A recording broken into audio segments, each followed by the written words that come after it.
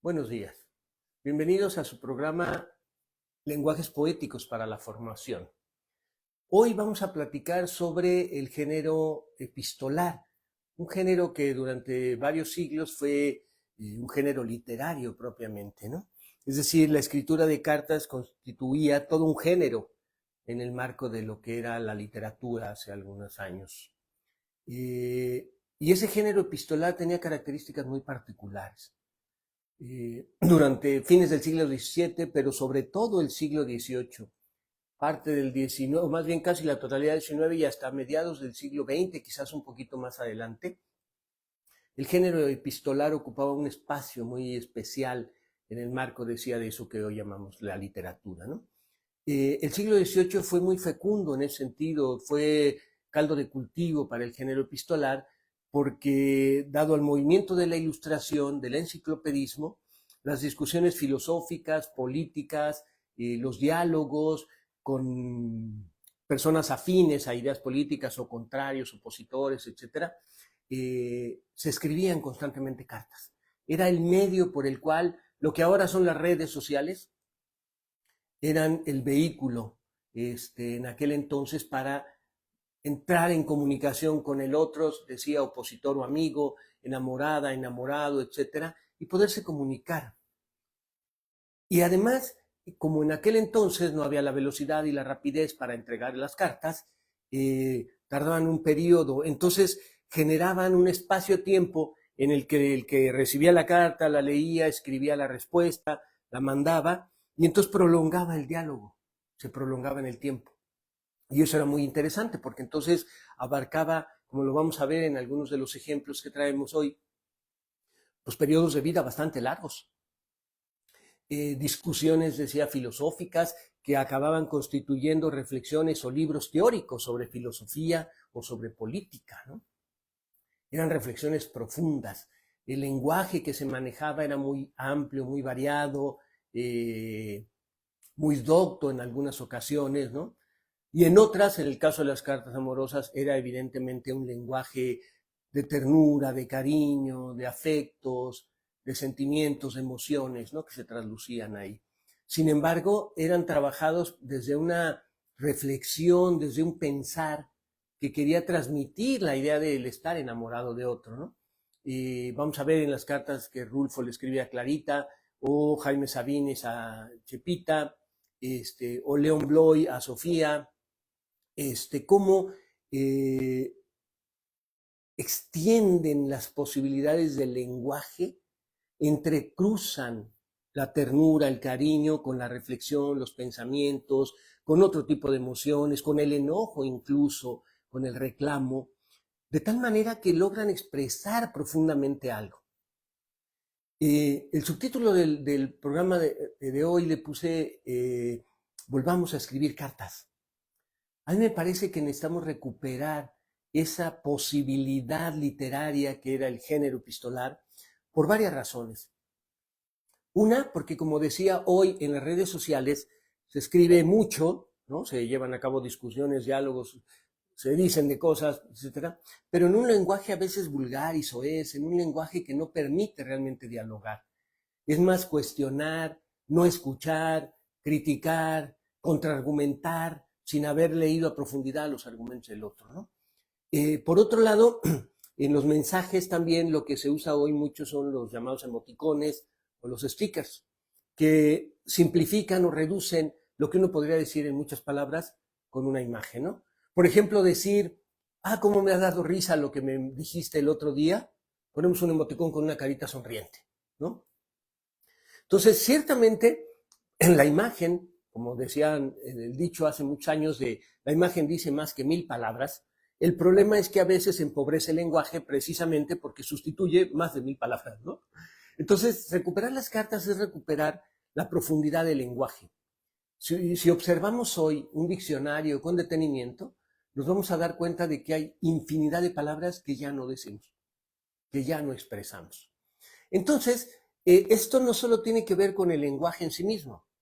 La cuestión de la expresividad por medio de un lenguaje profundo, amplio, pensado, emocionalmente cargado de afectos, etcétera, tiene que ver con la posibilidad de que la parte interior nuestra exprese algo y no que se acumule.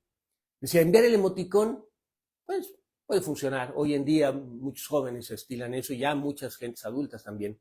Pero escribirlo genera otra sensación, otra forma expresiva que hace que el ser humano desarrolle sus emociones. Y parte de la problemática del estrés, de los ataques de pánico, de la ansiedad, tienen que ver con esa imposibilidad de expresar las emociones.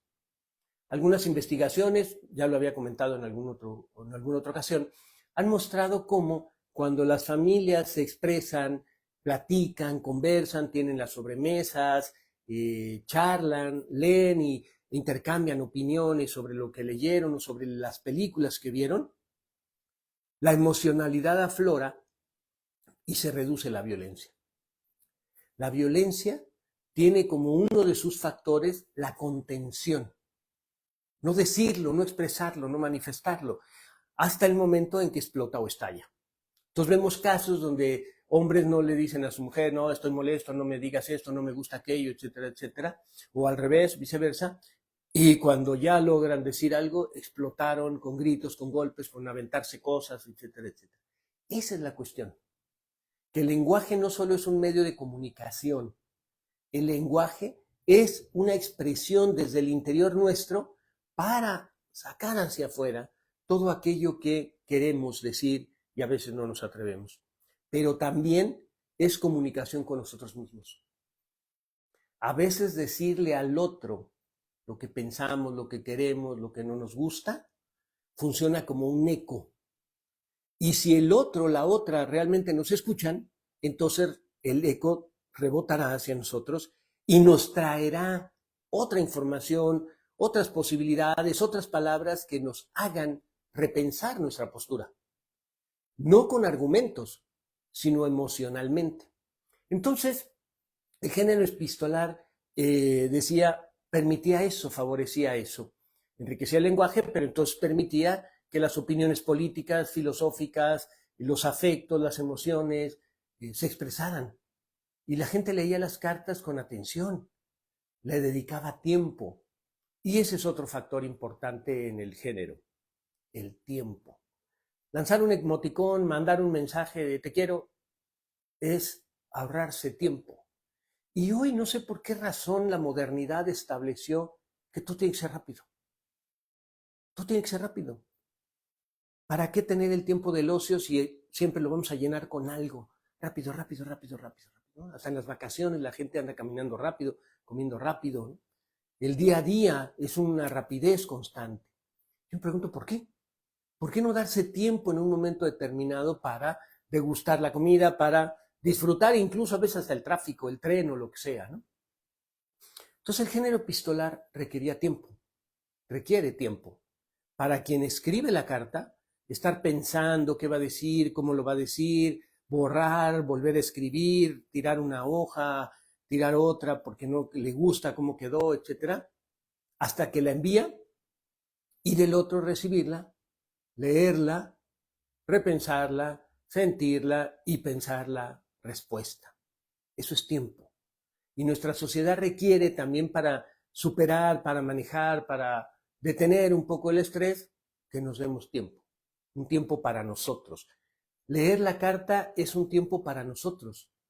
No es una parte de tiempo dedicada al que me la envía, pero es fundamentalmente una carta, es un tiempo para mí, porque la carta es para mí.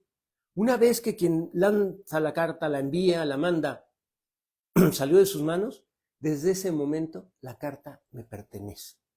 Tan es así que, por ejemplo, Chepita, que se anima a publicar por medio de un amigo las cartas que le envió Jaime Sabines, los amorosos cartas a Chepita, ella cuenta que las cartas ya no eran de Jaime, eran suyas, y que a partir de eso ella podía hacer con esas cartas lo que quisiera. Y una de las cosas que se da cuenta es que el público merecía conocer esa otra faceta de Jaime Sabines, ¿no? Lo mismo dice Clarita, lo mismo expresa Clarita en términos de por qué publicar las cartas, que en un momento dado uno podría pensar que es algo íntimo. Sí, sí es íntimo, pero no totalmente privado, no totalmente prohibido para los ojos del otro. Al contrario, todo lo que expresan las cartas es la manifestación de sentimientos que merecen ser escuchados por otros, ¿no? Fíjense, así empieza Jaime Sabines, la primera carta que le manda a Chepita. Ah, si cada vez que pasas pudieras detenerte y platicar contigo, verte de cerca, escucharte reír. Quiero aprender tu risa como he aprendido ya tu andar y tu mirada. El conato de tu mirada, pura aproximación a tus ojos porque jamás me miras. Y pasas y siento que el aire se estremece y todo yo inmóvil soy deseo y angustia y necesidad de ti. Y más adelante dice, desde mi corazón te llamo, arrojo mis ojos a tu paso, trato de alcanzarte con mi silencio inútilmente. Siempre has sido ligera y fugitiva, ajena e imposible, ¿no? Cuando leí esta carta me acordaba de la canción esa donde Pedro Infante dice, pasaste a mi lado con gran indiferencia, tus ojos ni siquiera voltearon hacia mí, ¿no? Porque él dice ese conato de mirada. Es algo así como pasa de lado y como que lo mira y no lo mira de reojo, porque quizá le gustaba ya a Jaime, quizá no. Pero él insiste. Y esta insistencia en aquel entonces no era mal vista. Era el proceso de enamoramiento. Hoy alguien podría decir quizás es un acoso. En realidad era un proceso de enamoramiento. ¿Cómo acercarte a la mujer que te ha llamado la atención? ¿Cómo acercarte a la mujer que sientes que estás ya amando? Pues así, poco a poco, enviándole cartas, enviándole mensajes, invitándola a un café, hasta que te dijera sí o no. En el caso de Jaime Sabines funcionó. Después de varias cartas, ella empieza a mirarlo, empiezan a platicar y de ahí en adelante el amor. Lo mismo pasa con Rulfo. Rulfo tiene que irse a estudiar y hace que Clarita se comprometa a esperarlo. Y la primera carta dice así, desde que te conozco, hay un eco en cada rama que repite tu nombre, en las ramas altas, lejanas, en las ramas que están junto a nosotros, se oye. Se oye como si despertáramos de un sueño en el alba, se respira en las hojas, se mueve como se mueven las gotas del agua. Fíjense cómo le dice a Clara, Clara, corazón, rosa, amor, junto a tu nombre el dolor es una cosa extraña. Es una cosa que nos mira y se va, como se va la sangre de una herida cuando se va la muerte de la vida. Y la vida se llena con tu nombre. Clara, claridad, esclarecida. Un juego de palabras con el nombre de Clarita, ¿no? Pero observamos lo que decía, la ternura, la forma cariñosa de expresarse de la mujer de la cual se está enamorado. Rulfo se enamoró de ella cuando ella era más chica, mucho más joven, pero en aquel entonces los matrimonios también se podían relacionar de esa manera sin mayores complicaciones. Y entonces él se enamora de ella y ella, pues viéndolo mayor, dice, duda, piensa que no, él se va a ir a estudiar, a lo mejor ya no regresa, en fin. Pero él empieza a escribir desde la distancia, desde la Ciudad de México a Guadalajara, y finalmente también acaba enamorada de él. Hay otras cartas que también quise ver porque reencontré en una librería de usado estos libros. Leon Bloy, Cartas a su novia. Leon Bloy fue un escritor muy polémico, un escritor muy criticado, un escritor que todo el mundo decía que se creía mucho, que era muy prepotente, que era muy grosero, por la forma en que se expresaba.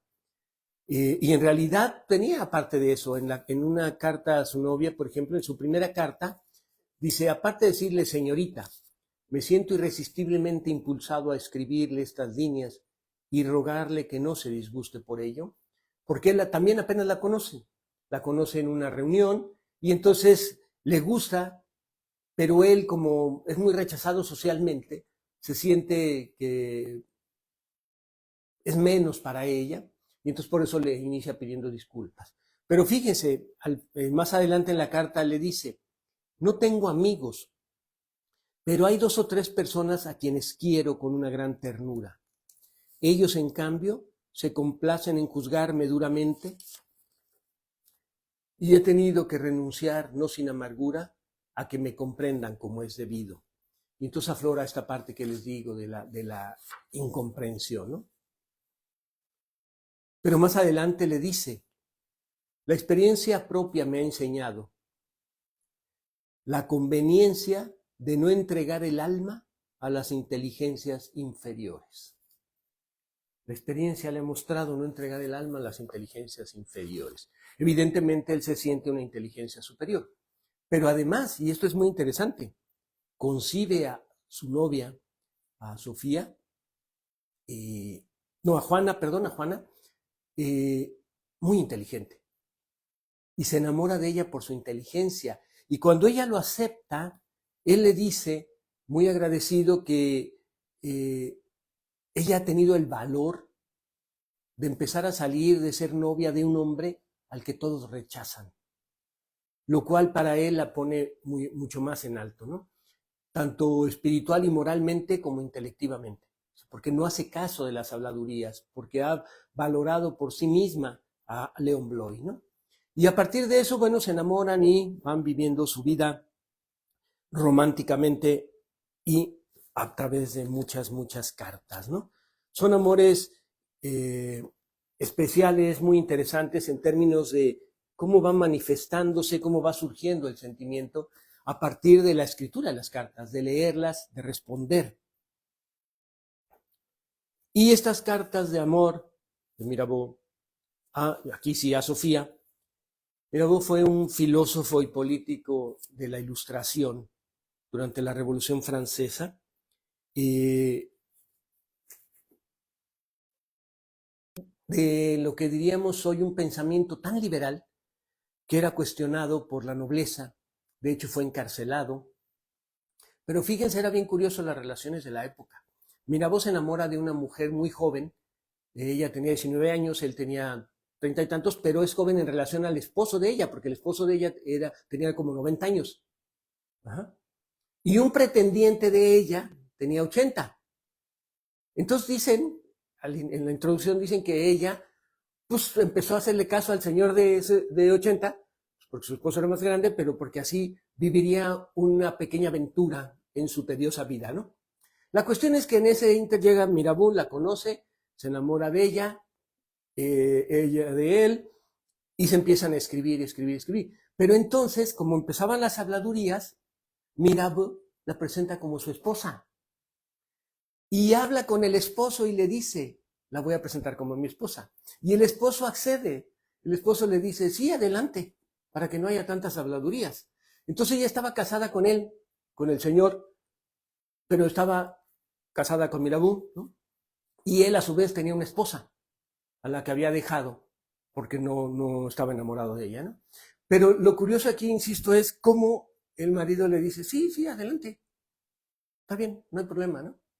Era la época, era el siglo XVIII. En México pasaba algo similar en las reuniones de la nobleza, ¿no? Durante la Nueva España, ¿no? Que en los poemas de Sor Juana se deja traslucir ese amor cortesano en el cual pues, había lo que hoy llamamos infidelidad, pero para aquel entonces era simplemente formas de relación, de donde derivará después lo que se llamará el libertinaje, ¿no? La cuestión de este amor es que fue más tórrido. Este amor sí fue un amor más complicado porque, como Mirabeau era perseguido, fue encarcelado varias veces, ella no podían vivir su amor, tenían que estar huyendo, etcétera, etcétera, etcétera, ¿no? Finalmente ella lo deja, él fallece, ella se enamora de otro hombre y el día en que se van a casar, se muere. Entonces esto sí ya fue una desgracia para ella, ¿no? Nunca logró realizar su amor en este sentido, ¿no? Del matrimonio y demás. Y Mirabeau, pues, perseguido, buscando siempre auxilio, apoyo, su papá lo rechazaba por sus ideas, su mamá también, vivía pues, relativamente en la pobreza, empezó a escribir, cada vez era más cuestionado y criticado por sus ideas políticas, base de la Revolución Francesa, pues evidentemente pues el amor que ellos vivieron fue un amor, como decimos, más tórrido, ¿no? Más apasionado, pero también más complicado en ese sentido, ¿no? Hay otras cartas de amor que esta me llamó mucho la atención porque es una sola carta que le escribe André Gors a su amada. Historia de un amor. Miren, miren, está muy bonito en su cajita, como si fuera de chocolates, ¿no? El libro me llamó la atención porque es una sola carta en la que él inicia diciéndole que a lo largo de la vida no la había sabido valorar, que no había podido reconocer muchas cosas públicamente y que ahora ya grandes, vivieron un amor de 58 años, ahora ya grandes, él quería mostrarle todo lo que le había amado realmente. Y escribe esa única y extensísima carta para hablar de todo el recorrido. Y conforme va hablando le dice, para que veas lo que te ha amado, me acuerdo de todo. Y no solo me acuerdo, sino lo disfruto cuando lo revivo, ¿no? Entonces es una carta muy, muy emotiva, diríamos, ¿no? En estos géneros, en este género epistolar, en el subgénero de las cartas de amor, hablamos de pasiones, emociones, pero también deja traducir tradiciones, formas de concebir a la mujer, de concebir al hombre, cuál era la idea del amor, cuáles eran las relaciones sociales. Eso es lo interesante de este género dentro del gran marco de la literatura. Y por eso hablamos de lenguajes poéticos para la formación. Formarnos a través de las cartas es también darnos cuenta de la historia, de la geografía, de las sensaciones, las emociones, las ideas políticas y todo lo que se debate. Para terminar, solo quiero comentar dos textos que ya no corresponden a cartas de amor. Uno es las cartas de Rainer Maria Rilke, Cartas a un joven poeta, está en Alianza Editorial, ¿no? En donde él le escribe a un joven que quiere ser poeta, Rilke ya es un poeta reconocido, le va escribiendo consejos de qué significa ser poeta, qué cosas debe de cuidar, qué cosas debe de manejar bien, si debe de enamorarse o no, incluso, ¿no? Porque el amor puede distraerlo.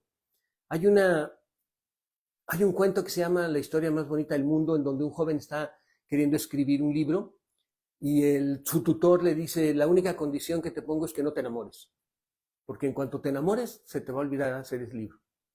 Y finalmente eso sucede. Él ya casi termina el libro que se llama precisamente La historia más bonita del mundo, y cuando ya está en las últimas páginas, se enamora, abandona el libro, se va con la amada y el tutor se queda todo frustrado porque el libro nunca se publica, ¿no? Algo así le aconseja Rilke a este joven poeta, ¿no? Y por último, una serie de cartas que se escribieron Octavio Paz y Tomás Segovia.